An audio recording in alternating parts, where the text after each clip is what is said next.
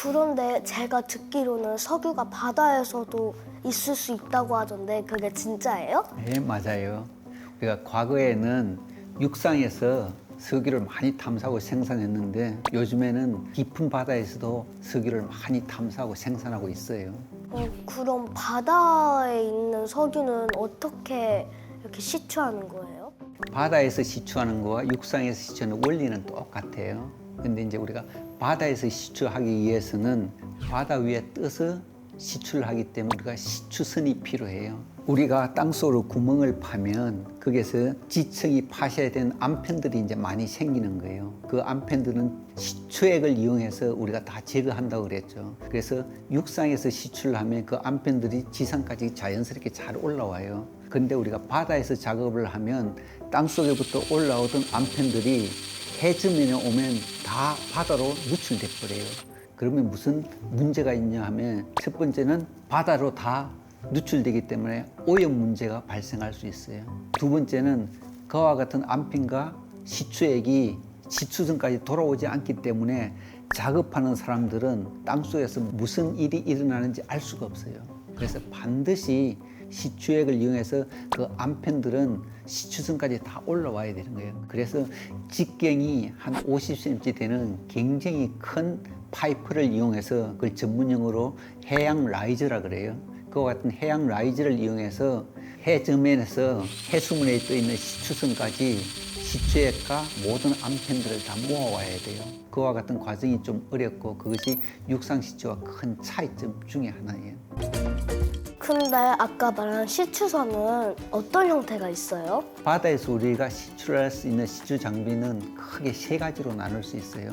하나는 잭업이라는 건데 그건 우리가 산발에 같이 생긴 시추 장비인데 자기가 긴 다리를 가지고 있어가지고 수심이 120에서 150m 이내일 때는 자기 다리를 해저면 아래까지 다 내려가지고 굉장히 안정된 상태에서 작업을 할 수 있어요. 그런데 이제 시추 깊이가 자꾸 깊어지면은 해수면 위에 떠서 작업을 해야 되기 때문에 그와 같은 방법에는 반잠수식이 있어요. 반잠수식은 해수면에 있을 때는 굉장히 파도가 심한데 자기가 몸을 조금 낮춰서 잠수를 하니까 거기는 파도의 움직임이 적어서 굉장히 이제 안전하게 작업할 수 있는 원리에 기반한 시추 장비가 되는 거고, 그리고 우리가 일반적으로 알고 있는 배에 시추할 수 있는 모든 장비를 다 설치한 것을 우리가 시추선이라고 해요. 이와 같은 배는 굉장히 크기 때문에 많은 장비를 실을 수 있고 바다 깊이가 3,000m가 넘어도 시추를 할 수 있어요.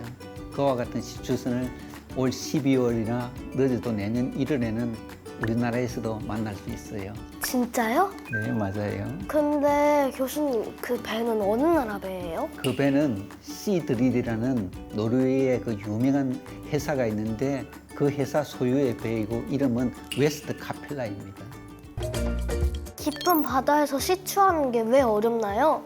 바다 깊이가 한 1000m 정도 되면 지금 워낙 이제 기술이 잘 발달되어 있고 장비도 좋기 때문에 큰 어려움이 없는데 2000m 이상이 되면 조금 어려움이 많아요. 왜냐하면 바다 깊이에 따라서 모든 장비의 규격이나 용량이 커져야 돼요. 그렇기 때문에 그와 같은 모든 장비를 가지고 작업을 하려면 하루 운영비가 굉장히 비싸요. 그러니까 적은 비용으로 시추하기에 조금 이제 어려움이 있는 거예요.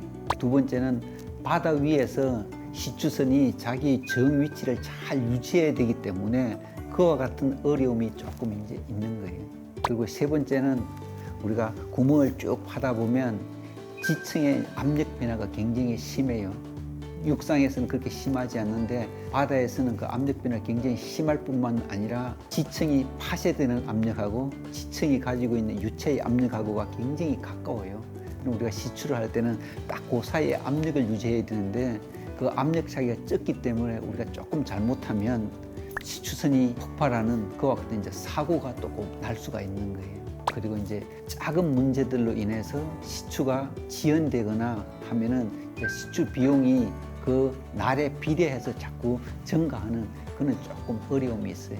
그렇지만은 최근에는 워낙 시추 기술이 많이 발달하고 또 땅속에서 어떤 일이 일어나는지 우리가 잘 모니터링을 할 수 있어요.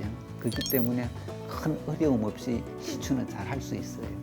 그럼 깊은 바닷속의 시추도 걱정할 필요 없겠네요? 네, 맞아요.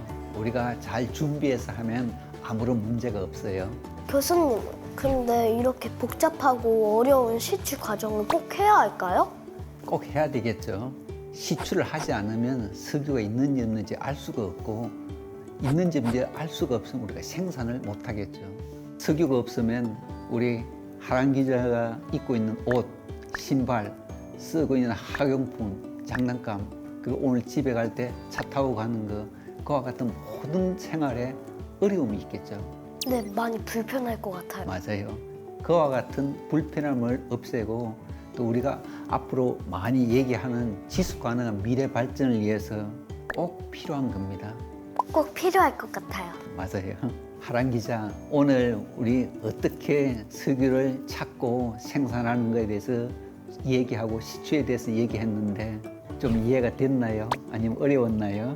약간 어렵기도 했는데 교수님이 되게 잘 가르쳐 주신 것 같아서 이해가 잘 됐어요. 아우, 다행이에요. 땅속에 숨어 있는 석유를 가져오는 시추에 대해 알게 되어 정말 기뻐요. 앞으로도 석유나 시추에 대해서 궁금한 게 있으면 언제든지 찾아와요.